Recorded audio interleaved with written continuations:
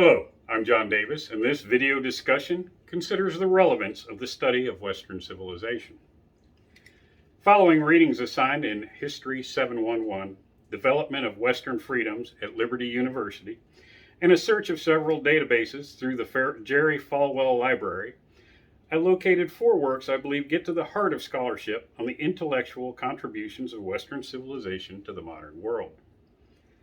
While Kwame Anthony Appiah makes some compelling arguments against the very existence of Western civilization in his 2016 article in The Guardian entitled, "There is no such thing as Western civilization," a cursory examination of the facts refutes that claim, and many of his points can be attributed to the adoption of West-specific aspects of Western culture by others for practical reasons. While the history of Western culture and civilization is rife with examples where we were not demonstrating our best selves or upholding the ideals we hold dear, there is no comparison when we are at our best. World War II presented both sides of the Western ideal in Germany, who by all measures was a member of Western civilization, and the example of Japan, which had taken on many Western practices, but still remained Eastern, both demonstrating the worst features of man's inhumanity towards man.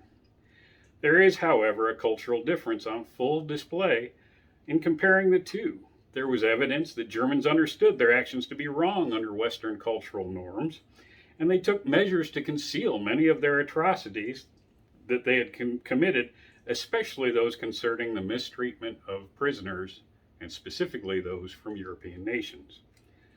The Japanese demonstrated an utter lack of cultural understanding in their treatment of prisoners, based on their cultural norms, which found surrender to be dishonorable. Japan had signed the Geneva Convention in 1929, but had failed to ratify it, much like the USSR. And they did not uphold the conditions of the Geneva Convention regarding the treatment of prisoners.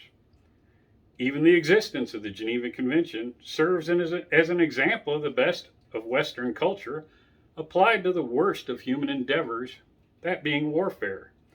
But it demonstrates another aspect of it as well, our desire to export Western cultural sensibilities and occasionally attempt to impose them as well.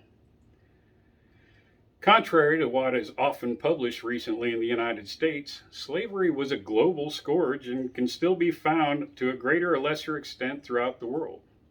Great Britain abolished slavery within the United Kingdom between 1807 and 1843 and committed significant resources to ending the international slave trade under the Slave Trade Act of 1807. The United States fought a civil war to end slavery within its territory and also began committing resources to the abolition of the practice on a global scale. Yet slavery can still be found in areas outside the sphere of Western cultural influence, and occasionally, when it comes to our attention, we find it unacceptable and may even find the will to commit the nation's blood, treasure, and influence combating it with such affronts to our sensibilities, despite them not posing a direct violation of our national interests.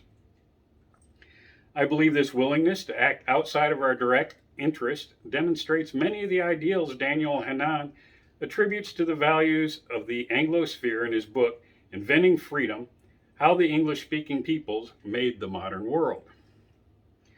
The Dayton Accords and subsequent employment of American blood and treasure, and the formation of a coalition of other supporting nations to end the bloodshed in Bosnia-Herzegovina. The United States had no strategic interest in the Bosnian conflict and was unlikely to see it spread from the former Yugoslavia. That is also not the only example, but was one of the best where we had no direct national interest, unlike the problems with piracy from Somalia. James Kurth provides additional examples of this type of action for morality's sake in his January 2009 position paper for the Foreign Policy Research Institute titled, "What Are We Fighting For? Western Civilization, American Identity, and U.S. Foreign Policy." It is my contention that the relevance of Western civilization is not one merely of industry and invention, but more so one of values and morals, freedoms and liberties, which we are more than happy to and occasionally insistent on sharing with the rest of the world. Thank you.